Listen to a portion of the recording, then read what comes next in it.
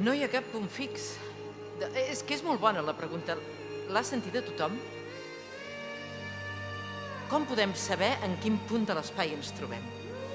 Mireu, abans pensàvem que la Terra era el centre de l'univers i que tot girava al voltant nostre.